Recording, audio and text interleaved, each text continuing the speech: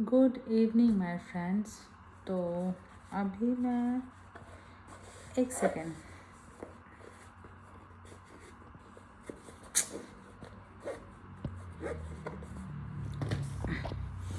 थोड़ा सा मैं अपने बैग को ठीक कर दूं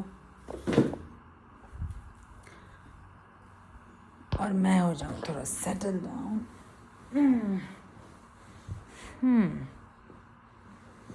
एक्चुअली मुझे मॉइस्चराइज़र भी लगाना था।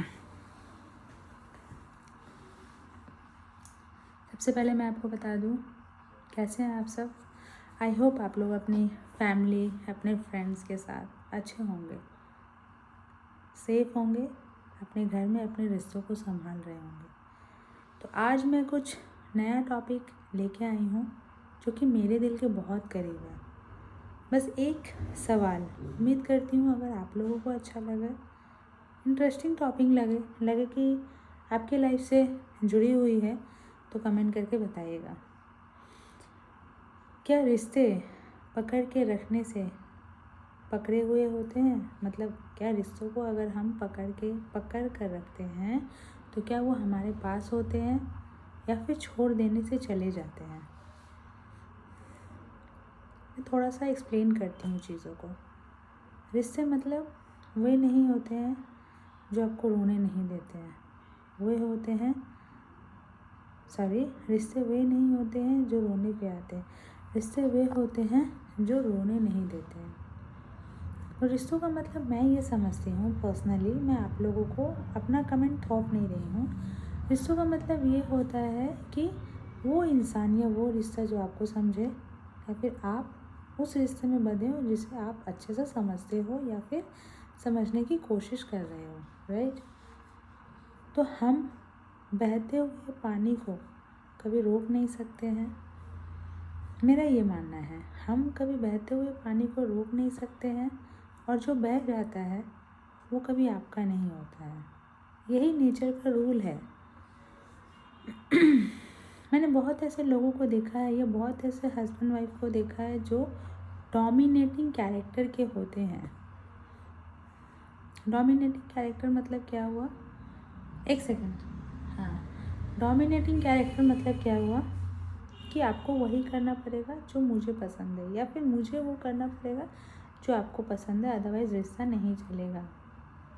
एक रिलेशन में कहीं ना कहीं कुछ ऐसी चीज़ें होती हैं जो सबके लिए डोंट और डूज होती हैं कि ये कर सकते हो आप, ये नहीं कर सकते हो। जैसे किसी रिलेशन में रह के आपको लॉयल रहना पड़ता है, ये रूल्स होता है, थिक्स होते हैं कि आपको ऐसे ऐसे ऐसे ऐसे करना है। सपोज़ फर्स्ट लॉयल रहना है, ऑनेस्ट रहना है।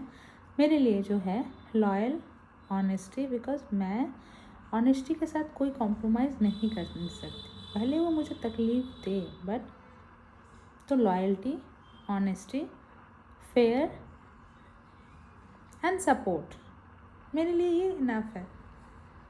तो मैं बहुत ऐसे रिलेशन को देखती हूँ जो डोमिनेटिंग कैरेक्टर के होते हैं, तो मुझे ऐसा लगता है क्या आप डोमिनेटिंग बनकर रिश्ते संभाल रहे हो या फिर उस इंसान को अपने काबू में कर रहे हो? क्या एक्चुअल में कभी आपने बैठ के सोचा है कि हम रिश्तों को अपने पास रखते हैं या फिर इंसान को? क्योंकि मेमोरीज़ यहाँ जो रहती हैं, हम आपके साथ कितने मीठे पल बनाते हैं ये यहाँ रहता है। हम जब अकेले रहते हैं या फिर कोई हमसे बिछड़ जाता है तो वो स्वीट मेमोरीज़ याद आती हैं वो इंसान के तौर पे। जैसे अगर हम कुछ मीठा खाते हैं तो हमें वो मीठा का फ्लेवर याद रहता है हमेशा, तो आपके मुंह पे मिठाई नहीं रहेगा। वैसे ही अगर हम किसी इंसान को याद करते हैं तो उसकी मेमोरीज़ रिकॉल करते हैं। तो अगर आप उसे डोमिनेटिंग कैरेक्टर बन के फील कराओगे, you do it what ever I want, तो क्या ऐसे कोई रिश्ता कब तक टिकेगा? या फिर अगर वो टिकता है तो उसकी नींव क्या है? सोचिएगा, धैर्य से सोचिएगा, डेफिनेटली आपको जवाब मिलेगा। आपको किसी की ज़रूरत नहीं है।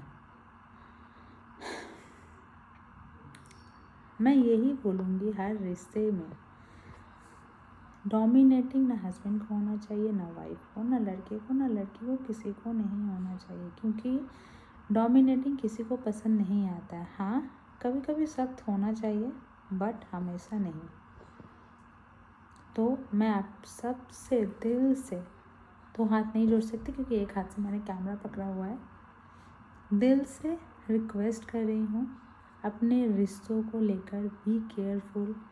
ये इंस्टाग्राम का रील नहीं है जिसे आप स्वाइप आउट करो, क्योंकि समय, स्वास्थ्य और संतान, हम बहुत लापरवाह रहते हैं। संतान को मैंने एक्स्ट्रा पकड़ा, अगर कोई पेरेंट्स है तो वो भी मेरी बातों को रिकॉल कर पा रहे होंगे। समय, स्वास्थ्य और संतान कोई ध्यान नहीं देता है, जबकि इन्हीं रिश्तों पे टैग नहीं लगा होता है। अगर देखा जाए तो इंसान बिना रिश्तों का ज़ीरो के जैसा भी उसका वैल्यू नहीं है। So please be careful about your relation. अगर आप हेल्दी हो अपने मेंटली से, अगर मेंटल आपको पता नहीं है मेडिटेशन क्या होता है, आपको ये भी नहीं पता है कि मेंटल हेल्थ क्या होती है, कुछ नहीं, बस ये सोचो आपको जैसा बिहेवियर चाहिए आप सामने वाले से वही करना शुरू कर दो। डेफिनेटली आपके रिश्ते अच्छे हो जाएंगे। अगर रिश्ते अच्छे हैं, आपका हेल्थ अच्छा है। अगर आपका हेल्थ अच्छा है, आपका फैमिली अच्छा है। अगर आपका फैमिली अच्छा है, आप सक्सेस कर पाओगे, प्रॉस्पेरिटी आएगी। आपको किसी ज्योतिषी की ज़रूरत नहीं है, मैं लिख कर देती हूँ। मेरी उतनी उम्र नहीं है, उतनी एक्सपीरियंस नहीं है, बट मैं इन मामलों को बहुत गहराई से सर्च करती हूँ, इसीलिए मुझे बुक्स पढ़ना बहुत पसंद है। क्योंकि पॉडकास्ट आप जितना भी सुन लो, वो नॉलेज है बुक्स का 0.01%। सो मैं दिल से आप लोगों को थैंक यू बोलूँगी। अगर कोई भी मेरे इस वीडियो को सुन के अगर किसी को भी ज़रा सा भी हेल्प हुआ है 0.1% भी, तो प्लीज़ मेरी बातों को सीरियसली लीजिए और अपने रिश्तों को संभालिए। जय हिंद, जय भारत।